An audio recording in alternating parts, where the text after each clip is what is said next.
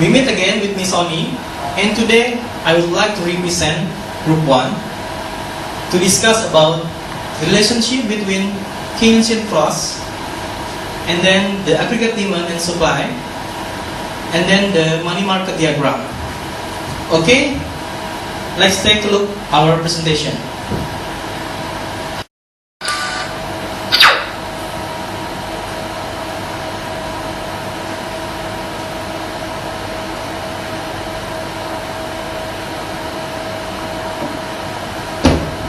Okay, in this picture, we can see the three diagrams. The first is Keynesian cross. As we know that the Keynesian cross is tell us about the aggregate demand function versus gross national product together with a 45-degree line representing the set of point where aggregate demand is equal with gross national product. The intersection of these two lines represent equilibrium gross national product in the economy. As we can see that in the intersection between the red line and the black line, we can see the aggregate expenditure in the Keynesian cross. And the second diagram is aggregate demand and aggregate supply diagram. Will tell us in this diagram, it can tell us about aggregate demand. Aggregate demand is the relationship between the aggregate output or income and the general level of price. And the aggregate supply, it means that the relationship between the aggregate quantity of output supplied by all firms in an economy and in the overall price level. As you can see that the intersection between red line and the black line. And the third diagram is money market diagram. In this diagram, it shows that the money supply in the market that can be increased or reduced. It's related to the interest rate. And we can see that the money market will be going up or going down. It's related to interest rate. Okay. Now, let's take a look at our case. Suppose that in 2004, our country, Indonesia, is a devastating disaster tsunami. So what the impact to our economy, like aggregate demand, supply, and the others? So I would like to tell you and explain about that situation to use these three diagrams. Okay, right now let's take a look at our presentation.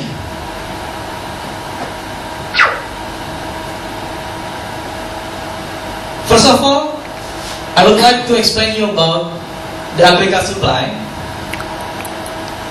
Because there is a natural disaster like a tsunami, it causes a lack of supply, so it can increase the price.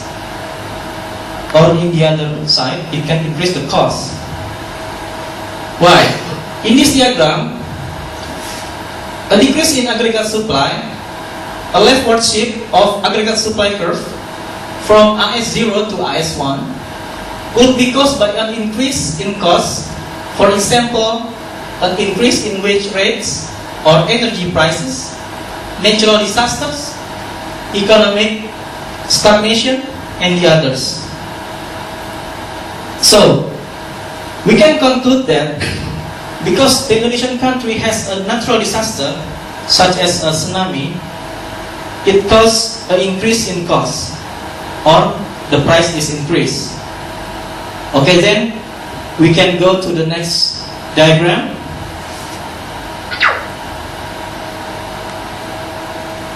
Okay, because the price is increased, so it can be increased the interest rate too.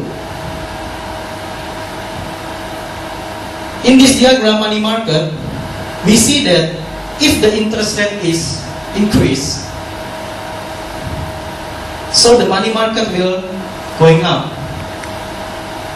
Like we can see in the red line, that the shifting from L1 to L2, so the curve is shifting to the right or up.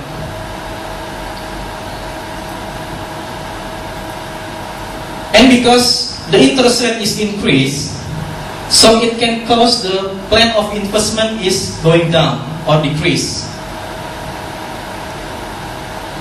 As we can see that in the diagram aggregate demand and supply, the higher interest rate decrease plan investment from E0 to E1.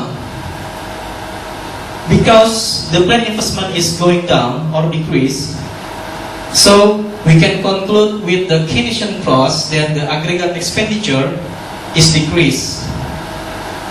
Why? Because the investment plan is one part of the aggregate expenditure. As we can see that A curve multiplier with consumption or C plus investment or E plus government expenditure or G. So the decreased plan investment aggregate expenditure and causes new equilibrium output or income from Y1 to Y2. So with these three diagrams, we can conclude that if the interest rate is going increase, so the money stock or money supply in the money market will going up. So how about the gross national product? Because the decrease the plan investment, because caused by an increase in interest rate, it caused a decrease in aggregate expenditure. So we can conclude that the gross national product is decreased or going down. So how about the price level? As I explained you before that in the aggregate supply diagram, because natural disaster like a tsunami, it can cause an increase in cost. So it can increase the price level, or it means that the price level is increased. And then what happened with the unemployment? Because the decrease in aggregate expenditure, it caused by a decrease in planned investment, so the unemployment is increased. Okay, and how if the government take a policy to decrease the interest rate? So I can explain you with another diagram in our presentation. I use two diagrams. First is money market diagram, and then plan investment. First, in the money market diagram, because the government take a policy to decrease the interest rate, suppose that from 6% to 3%, we can see in the picture that the money market diagram is shifting to the left or going down. As you can see in the red line, the money market from M0 to M1 decreased to 6% to 3%. Because the interest rate is decreased, so it can cause the planned investment is increased or going up. So how about the money supply in the market money or money market? Because the interest rate is going down, it can cause the money stock in the money market is going down. Or, as we can see that in the picture there, a decrease in the price level decrease the demand for money supply from M0 to M1. With supply of money unchanged, the interest rate decreased from 6 to 3%. And from the planned investment diagram, we can conclude that the lower interest rate increase the planned investment from I0 to I1. So we can conclude that with the Keynesian clause, because the increase in planned investment, it can increase to the aggregate expenditure. Like we can see in this picture. Okay, so how about the money supply? So we can conclude that because interest rate is reduced or decreased, so the money market is going down. So how about the price level? Because the interest rate is going down and increase the planned investment, so there are many supply in the market, so the price will going down. And then how about the gross domestic product? Because the planned investment is increased, so the aggregate demand or aggregate expenditure in output increase. And how about the price level? Because the interest rate is decreased, so it can cause the price level is decreased. And how about the unemployment? Because the interest rate is decreased, it can increase the planned investment or the aggregate expenditure in output, so it can decrease the unemployment. So, I think we can conclude that